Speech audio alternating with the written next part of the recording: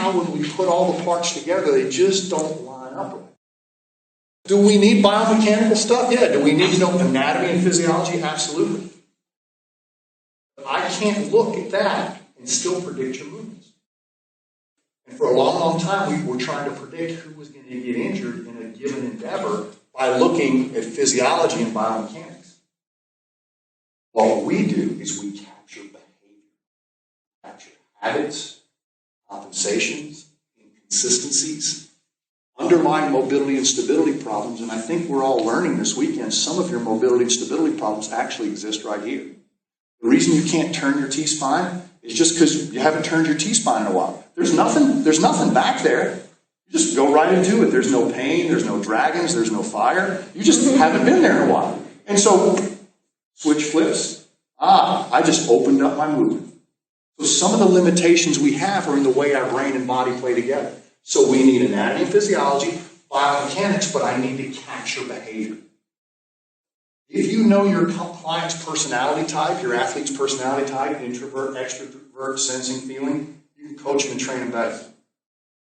I didn't tell you anything about the way they move. But if you know their personality type, their behavior type, you will know that they like a lot of criticism or no, they need a lot of encouragement. Just having that information before you train them changes everything. So this is an opportunity to capture that movement behavior. You need that third piece of information in programming.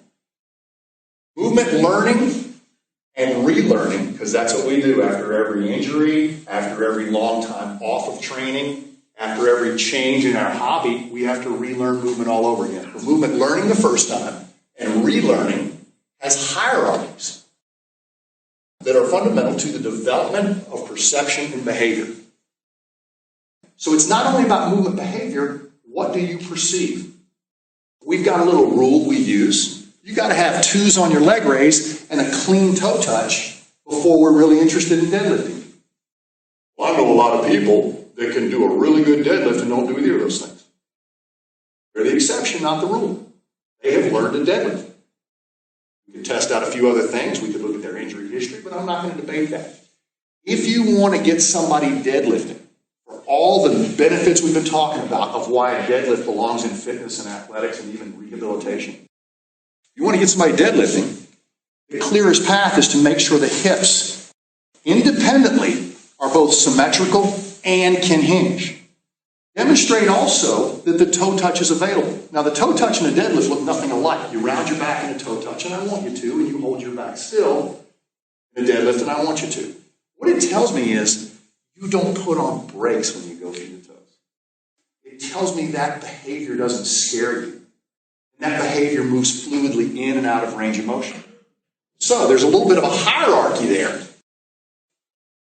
We want to have maybe a fundamental representation of mobility and a very simple movement before we go into deadlifting. Now, here's the main thing.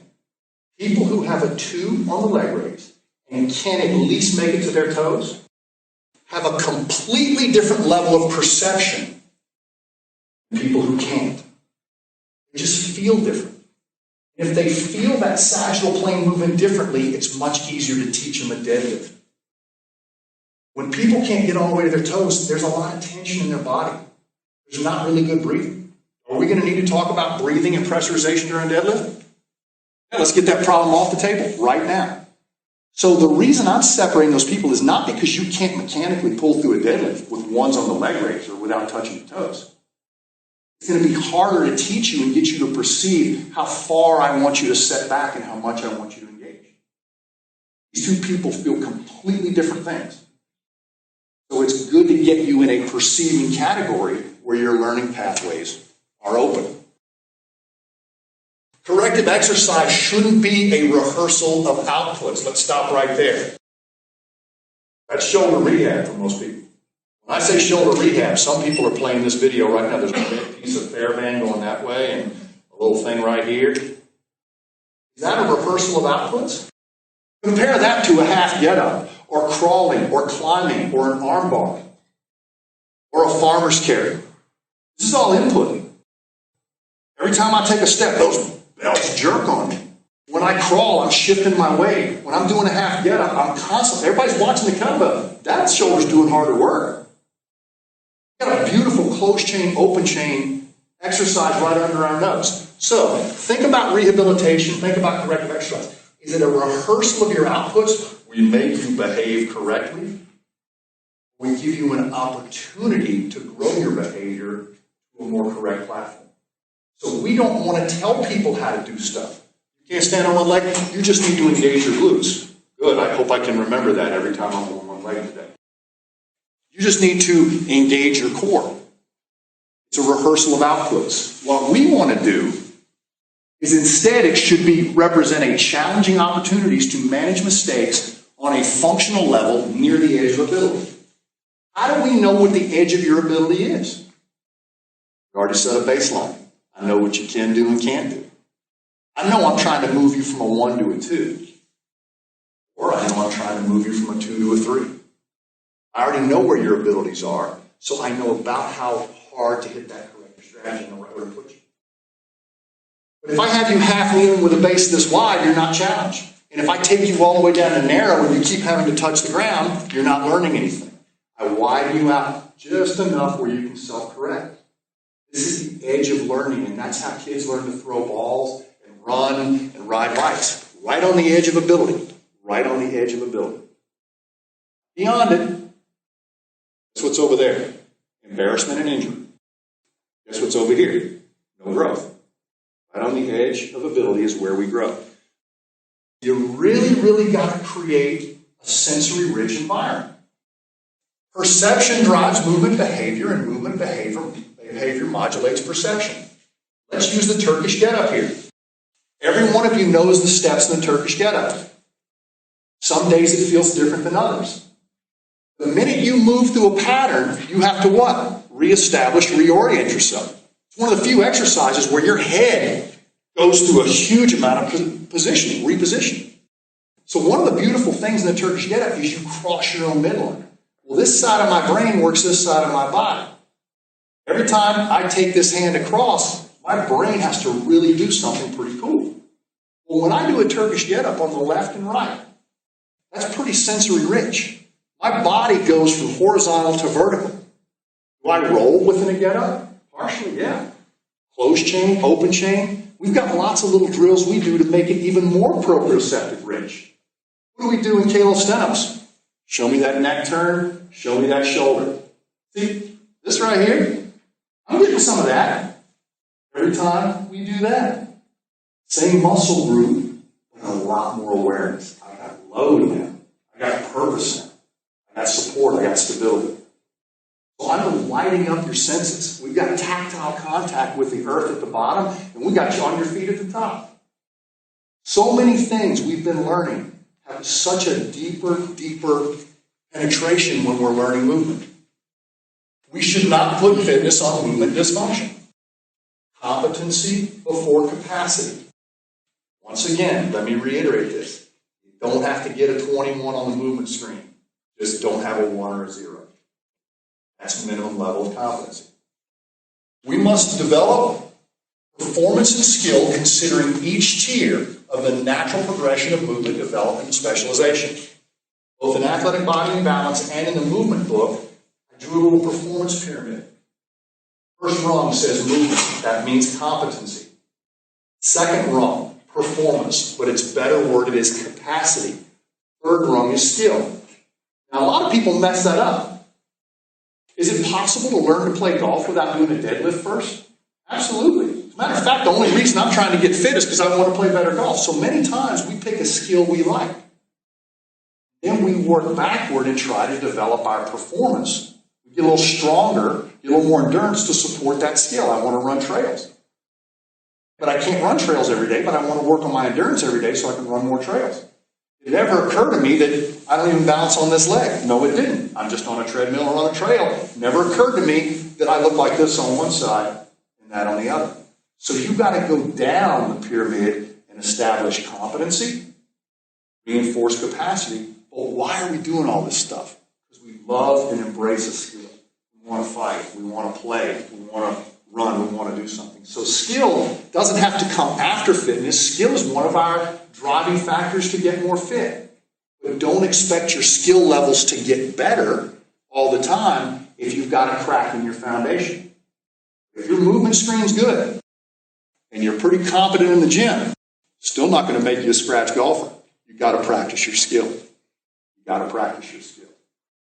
Just realize one of the reasons you plateau or one of the reasons you hit a wall in your skill development, minimum competency, and everybody else in your sport has at least this much strength and endurance and power. Have you measured yours lately?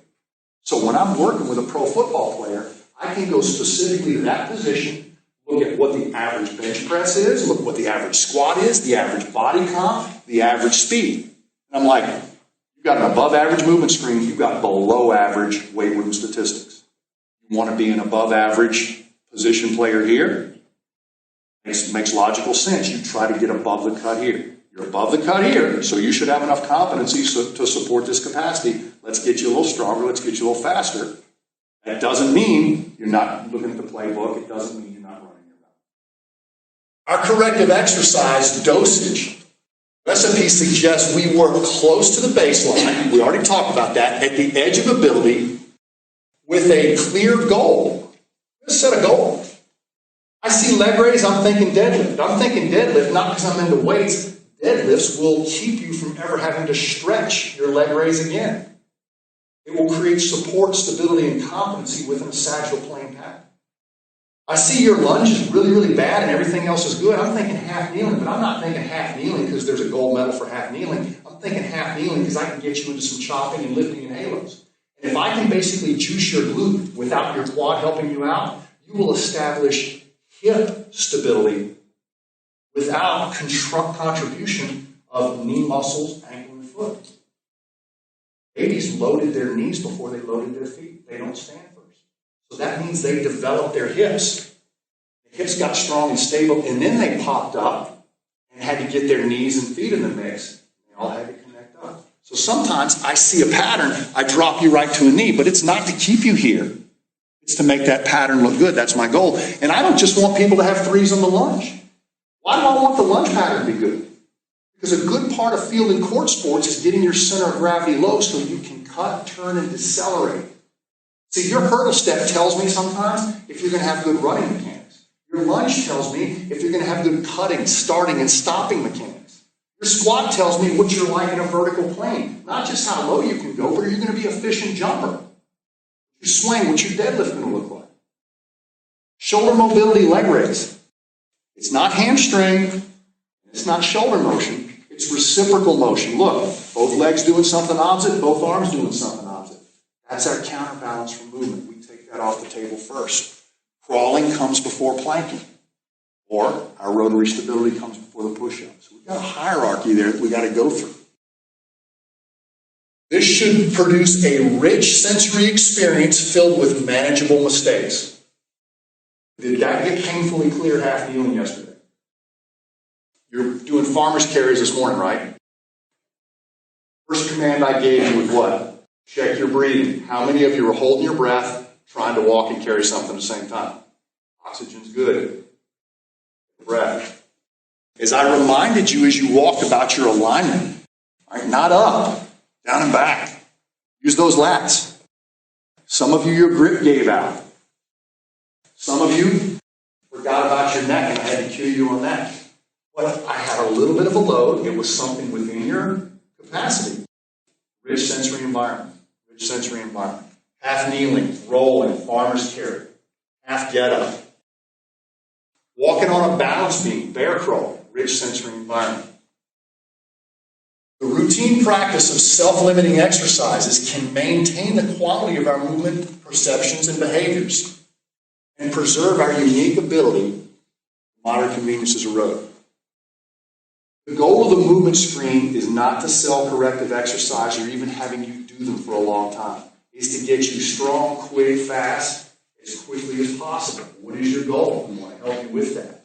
You've got to establish competency. So one thing you need to think about is once you find that corrective exercise that magnifies the problem and changes it, how quickly can I remove the corrective exercise and maybe replace something in your programming that caused the problem in the first place? Most people getting movement screened in the next 6 months have already been working out for years. That means part of their ones and zeros could be the way they're training. Do not add a corrective if you're not willing to delete something that could be causing a problem. Once you're in a position, having cleaned up someone's screen, twos on everything, no asymmetries, getting them above the cut, reconsider their entire program. You guys come to Perform Better, the summit, you'll hear me and Alan Cosgrove and Lee Burton talk about programming in the pre-con. Because once we've had the corrective change, the ownership is on you. Do we keep correcting? Is it like eating fast food and taking supplements to counteract that? Or do we actually generate a better workout from what we learned on this journey? What I learned, somewhere in my workout, if life is already handed to me, if the bench is always in the same place, and all I do is swings and nothing else, what's going to happen is I get real good and real specialized at doing that. So every now and then, I should mix it up. I should mix it up with self-limiting activity. Walking on a beam, doing a get-up, doing something like that, bear crawling. We see all this stuff coming in, but there's not a lot of structure for it yet. Part of your work that you work on needs to be self-limiting. But it doesn't mean you don't practice your skill. That's the variety that keeps you mobile and keeps you from going back into dysfunction.